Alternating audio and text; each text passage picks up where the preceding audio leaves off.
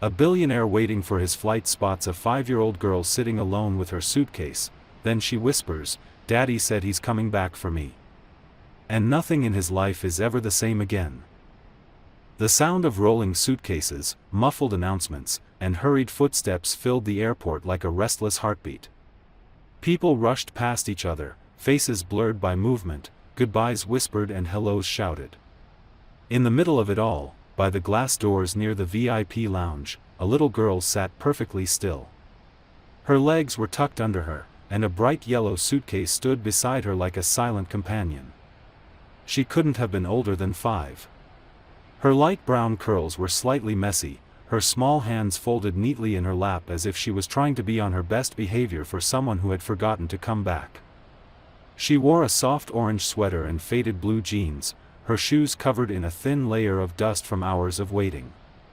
Every now and then, she lifted her head, her blue eyes darting to the door, hoping to see the familiar face she kept replaying in her memory. An hour had passed since her father had told her to wait. 2 hours since he promised he'd only be gone for just a minute. The crowds around her changed constantly, but she didn't. She stayed exactly where he left her, because he had said he would return. That promise was everything she had, so she clung to it like it was air. The airport lights were bright but cold, and the smell of coffee and perfume filled the air. A few people noticed her, a small girl sitting alone with a suitcase almost too big for her, but no one stopped. Maybe they assumed her parents were nearby. Maybe they didn't want to get involved. Then the door to the VIP lounge opened, and a man stepped out. Tall, broad-shouldered, dressed in a perfectly tailored navy blue suit, he looked like he didn't belong to the chaos of the crowd. His dark brown hair was neatly styled, his movements deliberate and calm, the kind that made people instinctively step aside for him. His name was Ethan Blake, CEO of one of the largest private investment groups in the country, a man whose decisions could make or break fortunes before breakfast. But right now, none of that mattered. He had just come off a long flight, his mind full of unread messages and meetings waiting to consume the rest of his day. He wasn't supposed to notice her at all. And yet, something made him stop. Maybe it was the way she was sitting, too still for a child her age, or maybe it was the faint tremble in her shoulders as she tried not to cry. He hesitated for a moment, debating whether to ignore it like everyone else. He wasn't good with children. He didn't even remember the last time he had spoken to one. But the longer he looked, the more uneasy he felt. Finally, he walked over, his footsteps echoing softly against the polished floor. "Hey," he said quietly, crouching down so his voice wouldn't scare her. "Are you waiting for someone?" She turned her head toward him, startled at first, then studying him with wide eyes that were impossibly blue. For a few seconds, she didn't answer, as if deciding whether he was safe. Then she said in a voice barely above a whisper, "Daddy said he'd come back for me." The man froze. There was something about the way she said it, so certain, so hopeful, that hit him like a punch in the chest. He swallowed, trying to find his voice. "And when did he say that?" She looked down at her shoes and shrugged. "A long time ago." She didn't know what time meant, not really. For her, it had just been one endless moment of waiting. He glanced at the yellow suitcase beside her. A paper tag hung from the handle with a child's handwriting, "Emily." That was all. No last name, no phone number. Just Emily. He looked around the terminal, scanning faces, but no one seemed to be searching for a child. He stood up, signaling to a nearby staff member, but before he could call for security, he heard her sniff quietly. She was trying not to cry, pressing her sleeve to her face. Something inside him cracked at the sight. It was such a small, helpless thing, this effort to be brave in a world too big for her. He knelt down again. "Emily, right?" he asked gently. She nodded. "Where are your parents?" "Daddy went to buy tickets," she said softly. "He told me to wait here." He said we're going to the ocean. Ethan hesitated. There was something wrong about the way she said it, not the excitement of a child, but a quiet kind of faith, the kind people use to protect themselves from fear. He exhaled slowly, looking at her suitcase again. It looked old, scuffed, like it had seen too many trips. Do you remember what your daddy looks like? She pointed to the door, her small hand trembling. He had a gray coat, she said. And he smiled before he left. He said, "Don't move, I'll be right back." So I didn't move. He didn't know what to say to that. Part of him wanted to tell her the truth, that sometimes people didn't come back, no matter what they said. But he couldn't say it. Not to her. Not when she was still holding on to hope like it was all she had. He stood, motioning for an attendant, and quietly explained the situation. The woman promised to call airport security, but as Ethan stepped back, Emily's small voice stopped him. "Are you going to leave too?" she asked. He looked down at her, and for a moment, he saw something he hadn't let himself feel in years: fear. Not for himself, but for her. Fear that if he walked away, this little girl would disappear into the noise of the world, forgotten just like she had been left. He knelt again, meeting her eyes. "No," he said. "I'll stay with you until your dad comes back." She seemed to think about that for a moment, then gave a small, tired nod. "Okay." She leaned her head against her suitcase, still watching the door, and whispered, "He always keeps his promises." Ethan didn't answer. He simply sat beside her, unsure why he was doing it, feeling the strange weight of responsibility settle over him. The crowd moved around them, oblivious, but to him, everything had gone still. He didn't know it yet, but this tiny moment, a girl waiting for her father and a man who had lost everything, was the beginning of something that would rewrite both of their lives forever. The hours that followed blurred together, a mix of flashing lights, announcements echoing through the airport, and the constant murmur of people passing by. Ethan stayed beside Emily long after he should have left. Security came and went, asking questions, checking records, making phone calls that led nowhere. No missing child report matched her description. No one had come forward asking for a lost girl. Eventually, an officer explained in a careful tone that it sometimes took a few days for cases like this to connect between jurisdictions, especially if the parent wasn't from the city. Ethan nodded, but something about that explanation didn't sit right with him. He could see it in Emily's face too, that deep, unspoken fear that maybe her father wasn't coming back at all. When the airport finally began to empty, and the cleaning crews started mopping the floors, Emily sat huddled beside her yellow suitcase, her eyelids heavy with exhaustion. She hadn't eaten since morning, and her small hands trembled from the cold draft that seeped through the glass doors. Ethan had promised her he would stay until someone came, but no one did. He looked at her again, a fragile little figure swallowed by the silence of a place meant for departures, not waiting. He sighed quietly, running a hand through his hair, and said, "Come on, kiddo. Let's get you something to eat." She hesitated, looking at the door once more, as if afraid her father might appear the second she turned away. "What if he comes back and I'm not here?" she asked softly. Ethan crouched beside her, meeting her gaze. "Then I'll tell him where you are," he said. "I promise." It was a simple lie, meant only to keep her moving, but as soon as he said it, she nodded, trusting him completely. That trust felt heavier than anything he'd carried in years. They ended up in the small airport cafe, nearly empty at that hour. The waitress gave them a strange look, a man in a suit with a tired, tear-streaked little girl who kept glancing at the door. Ethan ordered hot chocolate for her and coffee for himself. When the drink arrived, Emily wrapped both hands around the cup, the steam warming her face. For the first time, she smiled faintly. "It smells like Christmas," she whispered. Ethan watched her for a long moment before asking, "Do you have any family, Emily? Maybe an aunt or grandma?" She shook her head. "Just Daddy." he didn't press further. Instead, he found himself talking, something he rarely did anymore. He told her about airplanes and how they worked, how the clouds looked from above, how sometimes it felt like you could almost touch the stars. She listened with wide eyes, sipping her drink, nodding solemnly as if she understood. It struck him then how easily she believed in everything, her father's return, the stars, the kindness of a stranger. That kind of faith was something he'd lost long ago. By the time they left the cafe, it was past midnight. The police had contacted child services, but the woman in charge said no one could come until morning.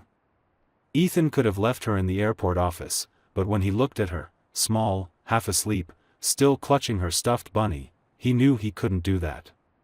He called his driver and took her with him.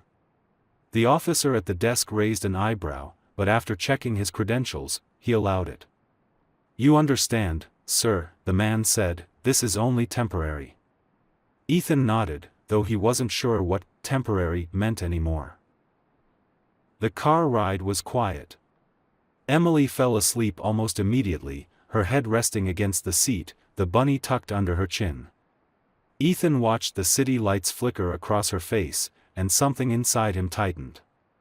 He remembered another child, his own son, Michael, who used to fall asleep the same way in the back seat, clutching a small dinosaur toy. For years, Ethan had avoided thinking about it, locking those memories away where they couldn't reach him. But now, with Emily's soft breathing filling the silence, those walls began to crack. When they arrived at his house, she stirred and blinked up at him. "Where are we?" she murmured.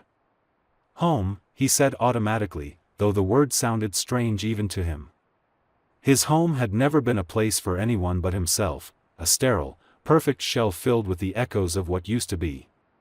But that night, as he carried her inside and laid her on the couch, covering her with a blanket, something shifted. She curled up instinctively, her hand gripping his sleeve for a brief moment before she drifted back to sleep. He stood there for a long time, staring down at her, trying to understand why his chest hurt so much. In the morning, sunlight filtered through the tall windows, casting a soft glow on the floor. Ethan found her sitting at the kitchen table, legs swinging back and forth, her bunny propped beside her. She smiled when she saw him. "Good morning," she said, as if she had lived there forever. He blinked, caught off guard by how natural it sounded. "Morning," he replied, clearing his throat. He made her breakfast, toast and fruit, the only thing he could find, and she ate quietly, occasionally glancing toward the window. "Do you think Daddy's still coming?" she asked suddenly. He hesitated, caught between truth and comfort. "I don't know," he said finally. "But until we find him, you're safe here." She nodded slowly, as if that was enough. It amazed him how little it took for her to feel safe: a warm room, food, someone who didn't leave. Later that day, child services arrived. The woman, kind but businesslike, asked questions that Emily couldn't answer: her last name, where she lived, where she went to school. All she knew was Daddy and the ocean. The woman turned to Ethan. "We'll need to take her to a temporary shelter while we sort this out," she said. Emily froze, gripping the edge of his sleeve again. "I don't want to go," she whispered. Her eyes were wide and wet, and for a moment, he couldn't breathe. He should have agreed, let them take her, ended this strange entanglement. But when he saw her trembling, something inside him rebelled. "She stays here," he said firmly. The woman blinked. "That's not, you can file whatever paperwork you need," he interrupted. "I'll take responsibility for her until her family is found." His tone left no room for argument. After the woman left, Emily sat on the couch, hugging her bunny, still wary. Ethan sat across from her, unsure what to say. Finally, she spoke in a small voice. "You're not mad at me?" He frowned. "Why would I be mad?" She shrugged. "Because Daddy said people don't like when you wait too long." He stared at her, the words sinking deeper than she could ever know. He took a slow breath, then said quietly, "I think sometimes waiting is the best thing you can do." That night, after she fell asleep in the guest room, Ethan stood by the door for a long time. He watched her chest rise and fall, her face peaceful for the first time since he found her. In the stillness, he realized he had done something he hadn't planned to do. He had let someone back into his life. And for the first time in years, the silence of the house didn't feel unbearable. It felt almost like the beginning of something he didn't yet have a name for. Ethan woke before dawn, a habit he had carried since his corporate days, though there was little reason for it now. His mind was too busy to rest. For years, mornings had been silent rituals: coffee, news, work. But now, the sound of faint movement in the hallway drew him away from his thoughts. When he walked toward the kitchen, he saw her there, standing on her toes to reach the counter, her messy curls illuminated by the early light. She was trying to pour milk into a bowl but had somehow spilled more on the table than in it. When she noticed him, she froze, eyes wide like she had been caught stealing. "I was just making breakfast," she said softly. "For you too?" Ethan blinked, surprised. He couldn't remember the last time anyone had said something like that to him. "That's nice of you," he said, walking over to help her steady the carton. Together they cleaned the spill, and she giggled when he dropped a napkin into the bowl by accident. The sound was small, but it filled the house in a way that felt alive again. After breakfast, he called his assistant, giving vague instructions to cancel his morning meetings. It wasn't something he ever did, but the idea of leaving her alone felt wrong. While he handled phone calls from the corner of the room, Emily sat on the floor with a box of colored pencils she had found in one of the drawers. She drew slowly and carefully, her tongue sticking out in concentration. Every few minutes, she looked up to ask him questions, about the house, about his job, about why there were no pictures on the walls. Her curiosity was endless, and he realized with a pang that there wasn't much in his home to show he had ever lived there. When she finished her drawing, she brought it to him proudly. "It's us," she said. The picture showed a tall man and a small girl holding hands under a blue sky, with what looked like a house in the background. He stared at the childish lines for a long moment. "You're very good at this," he said quietly. She smiled shyly. "I used to draw with Daddy. He said when we moved to the ocean, I can paint the sky every day." The mention of her father made something twist inside him. He wanted to tell her they were still looking, that everything would be okay, but he didn't want to lie. So instead he asked, "Do you miss him?" She nodded. "But I think maybe he just got lost." Later that day, his private investigator called with an update. There was a long pause on the line before the man spoke. "Mr. Blake, I found something." The name Daniel Harris came up in connection to the girl. He was last seen at the airport 2 days ago. He's in serious trouble, accused of fraud and theft. There's a warrant out for him. Ethan's stomach dropped. And the girl? No record of her anywhere. No school, no medical files, nothing. It's like she doesn't exist on paper. Ethan ran a hand over his face. "Keep digging. And don't mention this to anyone else." He hung up and turned to see Emily sitting on the stairs, hugging her stuffed bunny. He wondered how much she had heard. That evening, as they ate dinner, she spoke again about her father. "He always said we were going to start over," she said between bites. "He said soon we'd be happy again. He promised." Ethan watched her silently, his chest tightening. "Did he ever tell you where you were going?" he asked. "Somewhere warm," she said dreamily. "With palm trees." She smiled at the image. "Do you think we'll go there someday?" He hesitated, then said softly, "Maybe." She seemed satisfied with that. After she went to bed, Ethan sat in his office, staring out the window at the dark skyline. The city below glittered like a living thing, but it felt empty. For years, he had built walls between himself and the world. He had learned to bury his grief beneath contracts, meetings, and polished glass towers. But that little girl had broken through in less than a week. He didn't know what scared him more, that she might be taken away, or that she might stay. In the following days, his routine changed completely. Mornings were no longer spent in silence but with Emily chattering about her dreams.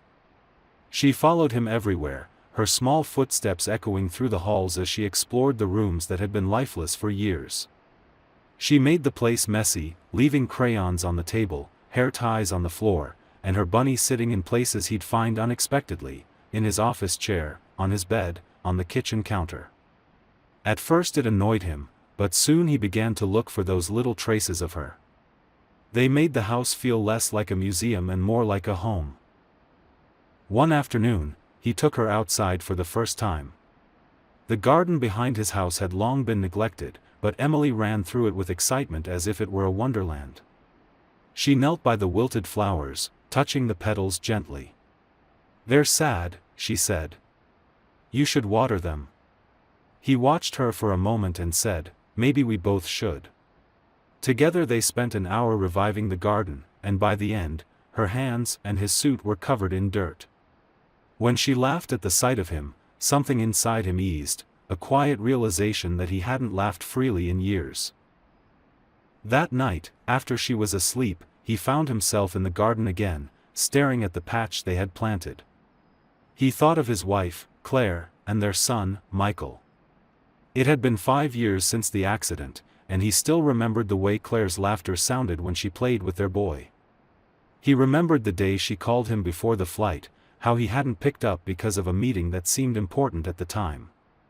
The guilt had lived in him ever since, growing like a shadow he couldn't escape. And now, standing there under the soft hum of the city lights, he wondered if fate had brought Emily to him as some cruel joke, or maybe as a second chance. In the middle of the night, he heard crying. He went to her room and found Emily sitting up, trembling, whispering, "Daddy, please don't go."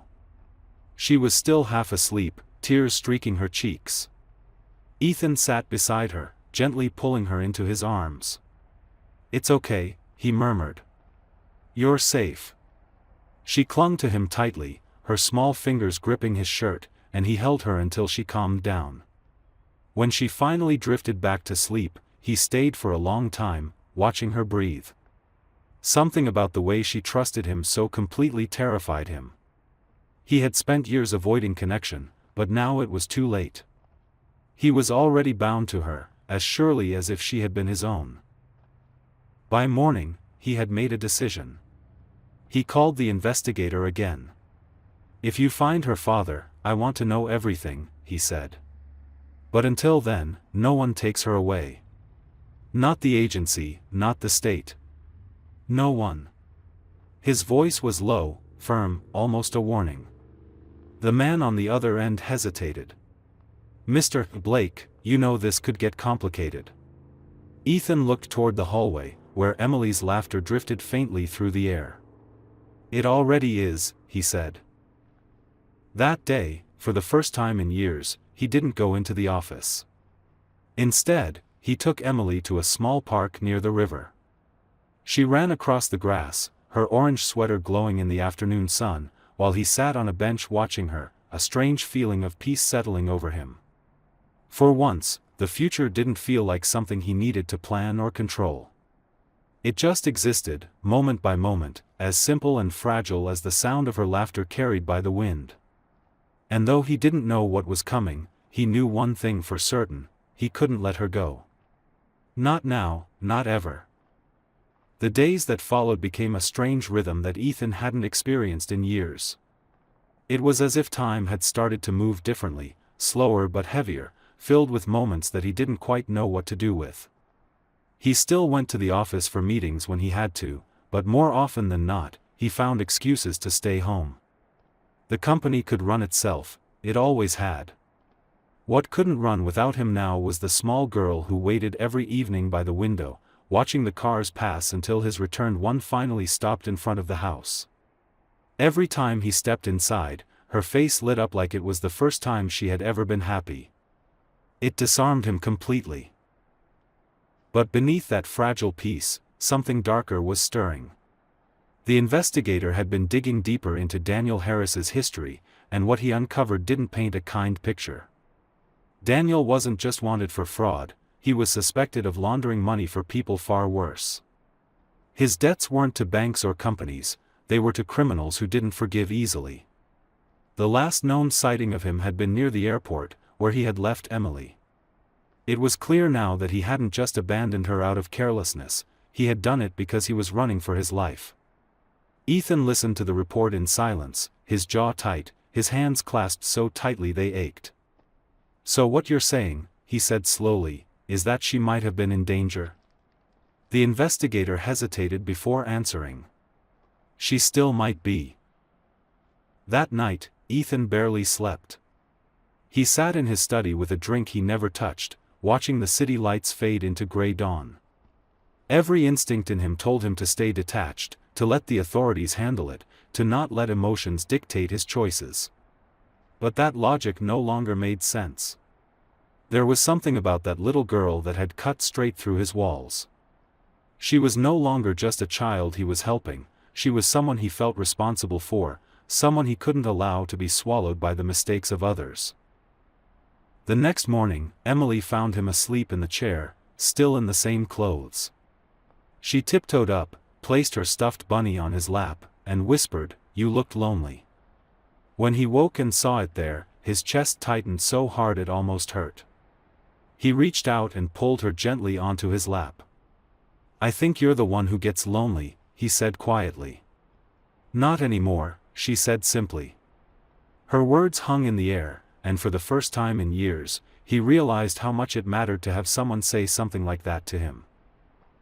The following week, Ethan's secretary called to remind him that the annual shareholders' gala was approaching. It was the kind of event that demanded his presence, the press, the investors, the people who pretended to respect him. Normally, he would have gone without hesitation. But now the thought of leaving Emily alone for even one night made his stomach twist. When he told her he had to go out for work, she frowned. "Can I come?" she asked. He started to say no, but then he saw the disappointment in her eyes and stopped. "All right," he said, surprising himself. "But you'll have to wear something fancy."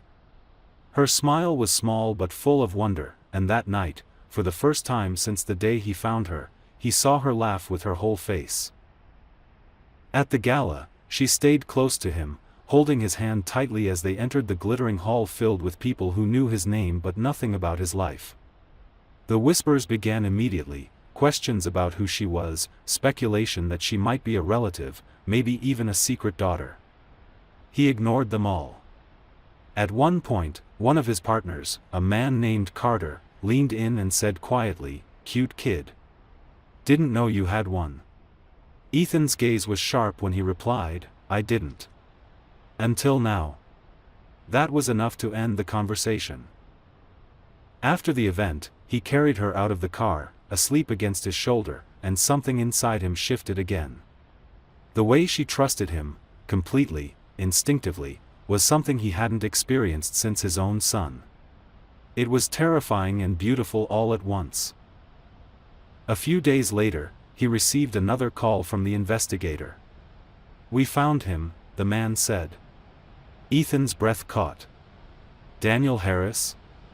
"Yes. He's alive, but barely. He's been hiding in a motel 2 towns over. Looks like he's been running from some dangerous people. I think he knows we're looking for him." Ethan hesitated. "And the girl?" "He's asking for her." For a long moment, Ethan couldn't speak.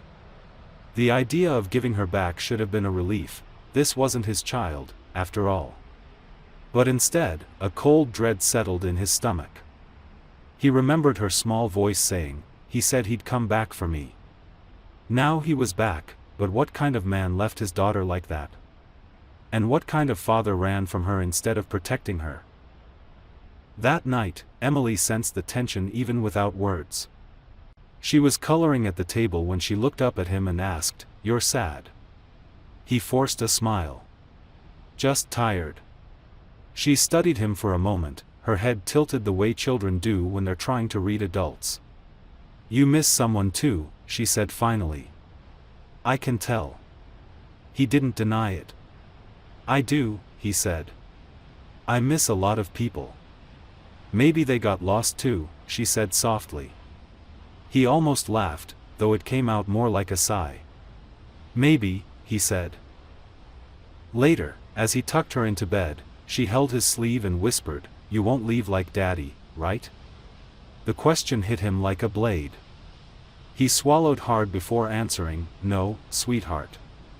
I'm not going anywhere." She nodded sleepily and murmured, "Good. I'll wait for you anyway." When he left her room, he stood in the hallway for a long time, staring at nothing. He didn't know what tomorrow would bring, whether he'd be forced to hand her back to a man who didn't deserve her or whether fate would find another cruel twist to play. But one thing was clear now, he couldn't let her disappear again. Not into the system, not into the arms of someone who would fail her again, and not into the loneliness she had already survived once. He had lost too much in his life, and for the first time, he felt like he had someone, worth fighting for again. The day Daniel Harris returned was gray and heavy with rain, the kind of day that seemed designed to hold bad news. Ethan sat in his office staring at the storm through the window, knowing he couldn't postpone the meeting any longer. The investigator had arranged everything quietly, away from the media and the police, though the man's presence alone was enough to stir unwanted attention. Daniel arrived in handcuffs, escorted by an officer, looking nothing like the man Emily had described in her stories. His clothes were worn and wrinkled, his face hollow from months of hiding, and his eyes held the kind of exhaustion that came from years of bad decisions. When he saw Ethan, he smirked bitterly. "You must be the rich guy playing guardian angel," he said, his voice rough and defensive. Ethan didn't reply right away. He had seen men like this before, cornered, proud, and scared beneath the bravado. Finally, he said, "I'm the man who found your daughter sitting alone at an airport." Daniel's smirk faltered. He looked away, his hands tightening in his lap. "She was supposed to be safe there," he muttered. "I told her to wait for me." Ethan's jaw clenched. "You told a 5-year-old to wait in an airport and then vanished." She was terrified. Daniel flinched but didn't answer. For a moment, neither man spoke. The only sound was the steady patter of rain against the windows. Then Daniel said quietly, "You don't understand. I didn't have a choice. They were after me. I thought if I could disappear, they'd leave her alone. And you thought abandoning her was protection?" Ethan snapped, his composure cracking. "She's a child, not a mistake you can hide."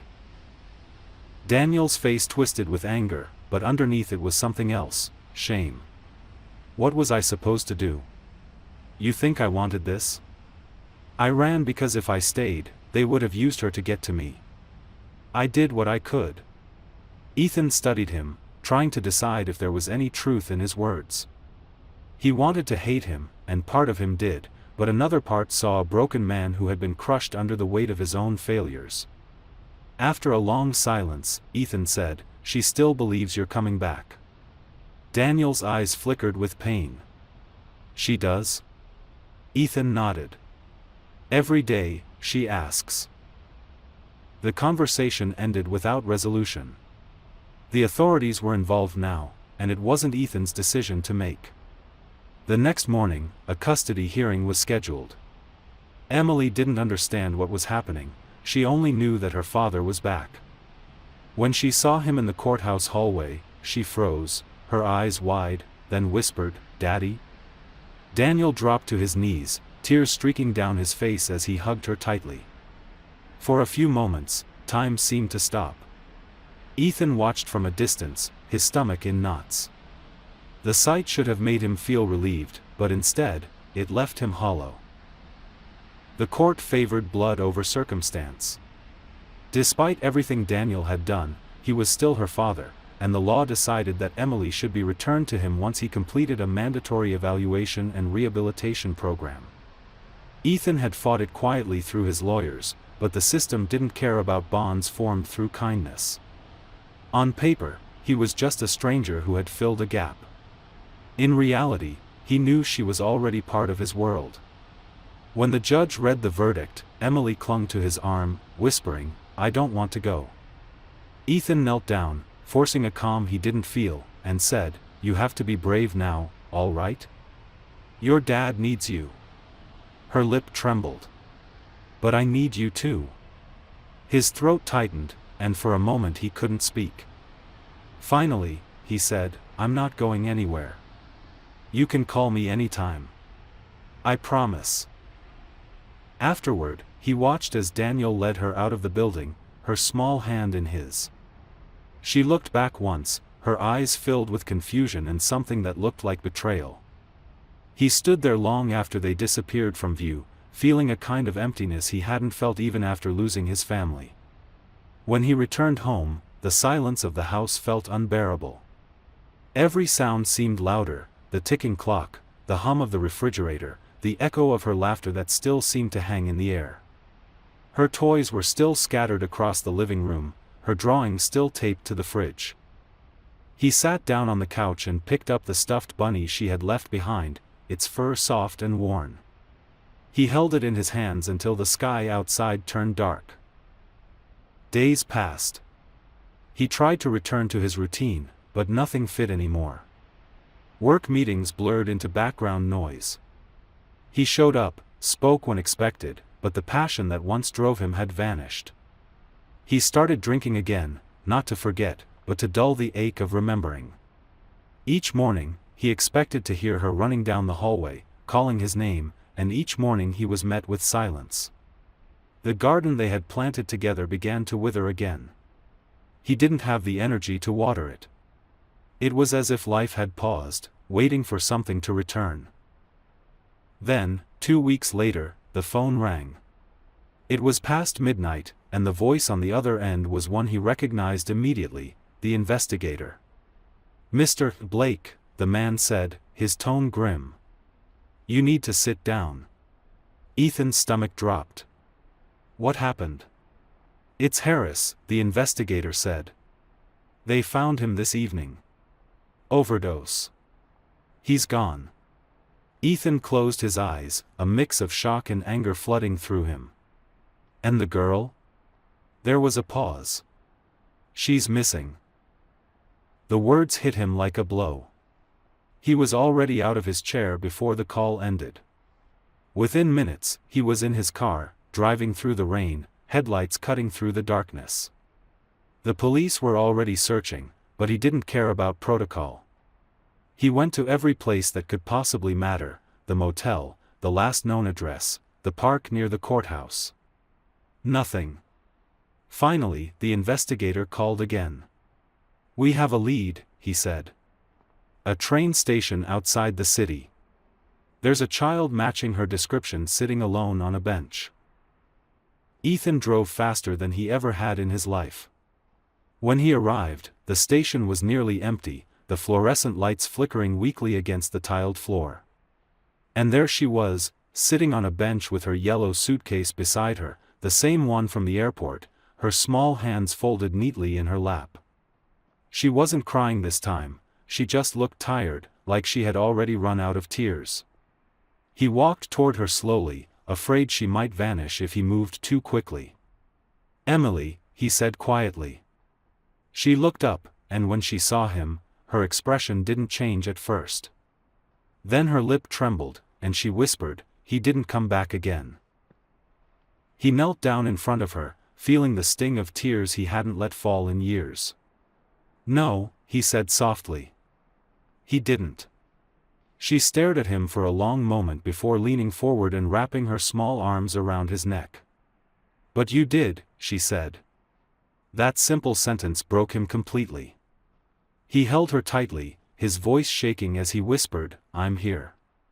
I'm not leaving you." For the first time since his family's death, he meant every word. When they left the station, the rain had stopped, but the air was still heavy with the scent of it. As they drove home, Emily fell asleep in the back seat, her head resting against the window, the bunny clutched in her arms. Ethan glanced at her in the mirror and knew there was no going back. Whatever it took, however long it took, he would make sure she never had to wait alone again. Ethan didn't remember much of the drive home that night, only the image of Emily asleep in the back seat, her small hand clutching the edge of the seatbelt as if holding on to something invisible. The rain had stopped, but the streets still glistened, reflecting the city lights like shards of glass scattered across the pavement. He drove in silence, his knuckles white on the steering wheel, his mind looping between relief and fury. Relief that she was safe, fury that the world had failed her again. When they arrived, he carried her inside, her head resting against his shoulder, her breathing soft and steady. For a long time, he stood in the doorway of the guest room, unsure if putting her down would make her vanish again. When he finally laid her on the bed and covered her with a blanket, she stirred slightly but didn't wake. He brushed a strand of hair from her face, the smallest, most fragile movement he had made in years, and whispered, "You're home." The next morning, the sunlight that filtered through the curtains felt different, less harsh than usual. Emily woke slowly, blinking in confusion before realizing where she was. When she saw him standing in the doorway, she smiled faintly. "You came back," she said, her voice still groggy. "I told you I would," he replied, but the words caught in his throat. She nodded as if that was enough explanation, climbed out of bed, and padded toward the kitchen barefoot, as though she had lived there her entire life. He watched her pull open the refrigerator, searching for milk like a child who had decided she belonged. And for the first time, he didn't stop her. Later that day, a social worker arrived. She was polite but firm, explaining that custody procedures would need to be revisited now that Daniel Harris was gone. Ethan listened quietly as she spoke about temporary guardianship, foster placements, evaluations. Each word felt colder than the last. Emily sat beside him, her small hand wrapped tightly around his. When the woman finished, Emily looked up at her and asked simply, "Can't I stay here?" The question hung in the air like a fragile truth that no one wanted to touch. The social worker hesitated, glancing at Ethan. He met her gaze, steady and unyielding. "She's not going anywhere," he said. "Not again." There was no anger in his tone, only quiet certainty. The process that followed was long and exhausting. Interviews, background checks, court petitions, all things Ethan could have delegated to others, but this time, he refused to. He was in every meeting, every hearing, every room where a decision about her future was being made. His lawyers warned him it could take months. He didn't care. What mattered was that Emily never saw that fear again, the one that came when someone told her to pack her things. He made sure she never heard those words. At night, after she fell asleep, he sat by her door with his laptop open, pretending to work while his thoughts drifted to memories he had buried long ago. He remembered the day his wife, Claire, had taken their son to the airport, how she had called to say they would be home by evening. He had been too busy to answer, too focused on a deal that no longer mattered. The crash had taken everything from him, the laughter, the warmth, the meaning behind every choice he made. For years, he had told himself he was beyond saving, that redemption was a luxury for those who hadn't failed as completely as he had. But now, looking at the child who slept peacefully in the next room, he realized that redemption had found him anyway, in the shape of a little girl with blue eyes who believed he would never leave. Weeks passed, and life began to settle into something that resembled normal. Emily started school again, though the first few days were hard. She clung to his hand at the gate, her lower lip trembling. "What if you're not here when I come out?" she asked. He crouched down, his tie brushing against the pavement, and said softly, "I'll be here. Every single time." He meant it. And he kept that promise.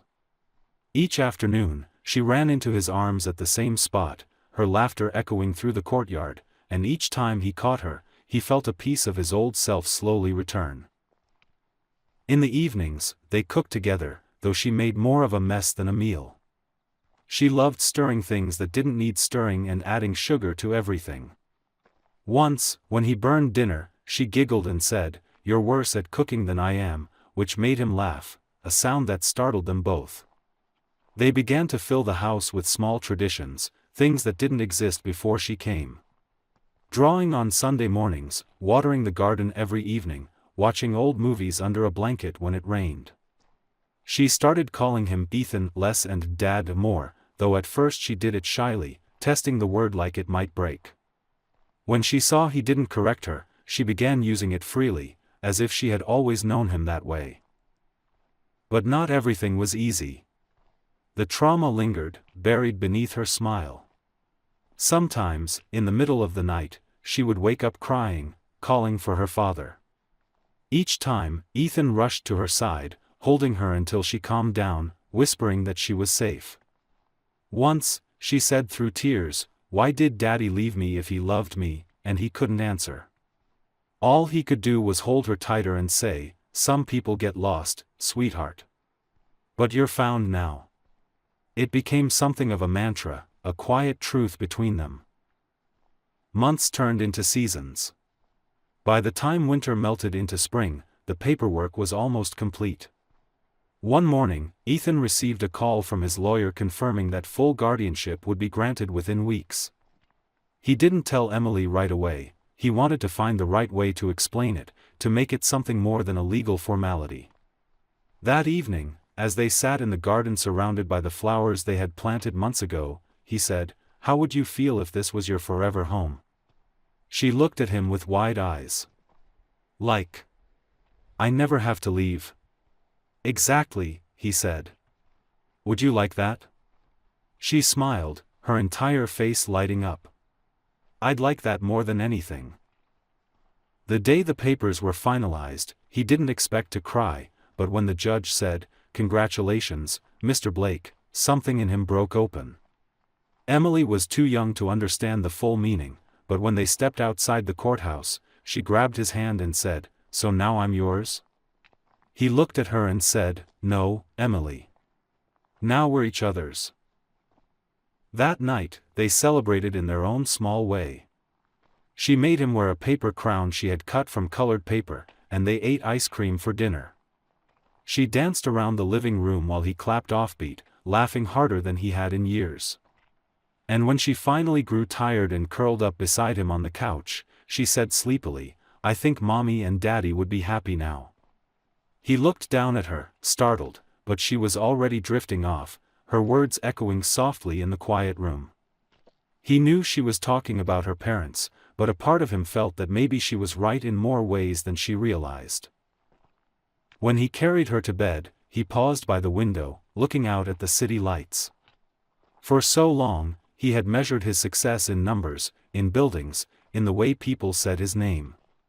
But now, success was something else entirely. It was the sound of her breathing from down the hall, the laughter that filled the house, the simple peace that came from knowing he had saved at least one small part of the world.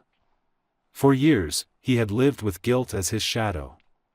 That night, for the first time, it began to fade. He whispered into the dark, "You're home now, Emily. You always will be." And as he turned out the light, he realized that for the first time in a very long time, he was home too. Life began to take on a quiet rhythm that Ethan had never imagined he would know again. Months had passed since Emily had become legally his daughter, and yet he still found himself startled by how naturally it all fit together. Each morning, her laughter drifted through the halls before the sun had fully risen, and he would hear the sound of her small feet running down the stairs to wake him. She had a habit of climbing onto his bed with her sketchbook in hand, drawing while he tried to convince himself to get up. The house that once felt like an echo chamber of grief had become something living again. There were drawings taped to the fridge, fingerprints on the glass doors, and toys scattered across the marble floors of rooms that had never known mess or joy before she came. For years, he had built this place as a monument to his success, but only now did it feel like a home. Their bond had deepened in ways neither of them could fully articulate. Ethan learned her favorite songs, the ones she hummed under her breath when she was nervous, and the way she wrinkled her nose when she concentrated on her drawings. Emily, in turn, learned the quiet patterns of his moods, the distant look in his eyes when old memories resurfaced, the small smile he wore when she surprised him with her curiosity, the way he pretended to scold her for sneaking cookies before dinner but never actually stopped her. The distance between their two worlds, his life of precision and control, her world of innocence and wonder, had slowly blurred into something new that belonged only to them. But just as life began to feel stable, something unexpected started to unfold. It began with a letter, one that arrived without a return address, marked only with his name written in a shaky hand. Inside was a short message that stopped him cold: "You don't know the truth about the girl. Call this number." At first, he thought it was some kind of sick prank, maybe even a cruel attempt at extortion. But when he looked at the handwriting again, something about it felt off, urgent, almost desperate. Against his better judgment, he called. The voice that answered was quiet, female, and trembling. "Is this Mr. Blake?" she asked. "Yes," he said slowly. "Who is this?" There was a pause. "My name is Sarah Miller. I knew Daniel Harris. I knew Emily's mother." Those words hit him like a thunderclap. Emily had never spoken of her mother. The little she knew came from fragments her father had told her, stories that painted a picture of someone who had died long ago. "Her mother?" Ethan repeated. "I thought she was gone." "She's alive," Sarah said softly. "And she's been looking for her daughter." Ethan's mind reeled. "That's impossible. Harris said she was dead." "Harris lied," Sarah said. "She left him years ago. She went to the police after he got involved with those people. He took Emily before she could stop him. She's been searching ever since." For a long moment, Ethan couldn't speak. The world seemed to tilt beneath him. He stared out the window of his office, the city below nothing but a blur of movement. Finally, he asked, "Where is she now?" Sarah gave him an address, another city, 2 states away. Before hanging up, she said one last thing that stayed with him long after the line went dead. "She doesn't want to take Emily from you. She just wants to see her. She needs to know her daughter's safe." That night, he didn't tell Emily what had happened. She was sitting at the kitchen table drawing a picture of the two of them standing by the ocean, with a small dog beside them, a dog she had been begging him to adopt for weeks. When she looked up and smiled, he couldn't bring himself to say anything that would make that light fade from her eyes. But after she went to bed, he sat in the dark for hours, torn between fear and obligation. He had promised her that no one would take her away again, but how could he keep that promise if her mother was alive? Over the next few days, he gathered what information he could. The story checked out. The woman, her name was Lily Harris now, had filed police reports years ago, reported her husband for abduction, and even testified against his criminal partners. She had been forced into hiding after threats were made against her life. When Daniel overdosed, her contact finally reached Sarah, who found Ethan's company name mentioned in the custody filings. Everything pointed to one truth that shook him to his core: Emily's mother had never stopped searching. Ethan didn't know what to do. Part of him wanted to keep this new information buried forever, to protect the life they had built together. But another part of him, the part that had promised to always tell Emily the truth, knew he couldn't do that. One evening, he found her sitting on the garden swing they had built together, her hair catching the last gold of the sunset. He sat beside her, his heart heavy. "Emily," he began gently, "do you remember when you told me that sometimes people just get lost?" She nodded, swinging slowly. "Yes." He took a deep breath. "I think we might have found someone who's been looking for you for a very long time." Her brow furrowed. "Who?" He hesitated. "Your mom." The swing stopped moving. For a long time, she didn't say anything, just stared at the ground, gripping the chains so tightly her knuckles went white. But Daddy said she was gone, she whispered finally. I know, Ethan said softly. He was wrong. She turned toward him, her voice trembling. Is she coming to take me away? He shook his head immediately. No. She just wants to meet you. That's all. Emily was silent for a while, then she asked, will you be there too? Of course, he said. Always. The meeting took place a week later in a small cafe halfway between their cities.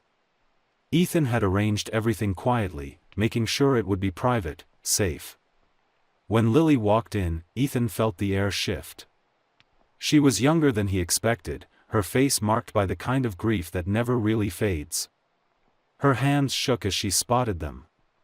Emily was sitting beside him, clutching her bunny, her wide blue eyes locked on the woman who looked so much like her. For a long moment, no one spoke. Then Lily knelt down, her voice breaking as she said, "Hi, sweetheart." Emily stared at her, uncertain, then whispered, "Are you really my mom?" Lily nodded, tears streaming down her face. "Yes, baby. I've missed you every single day."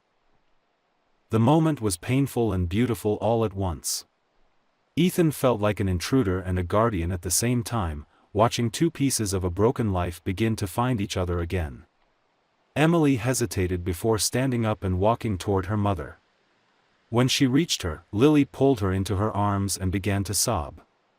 Ethan turned away, giving them the space they needed, though the sound of Lily's crying carved into his chest. When he finally looked back, Emily was holding her mother's face in her hands, whispering something that made Lily laugh through her tears. After that day, everything changed again, but not in the way Ethan feared.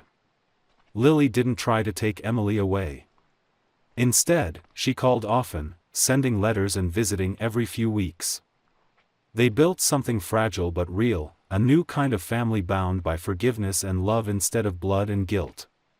Emily began to understand that love didn't have to mean choosing one person over another.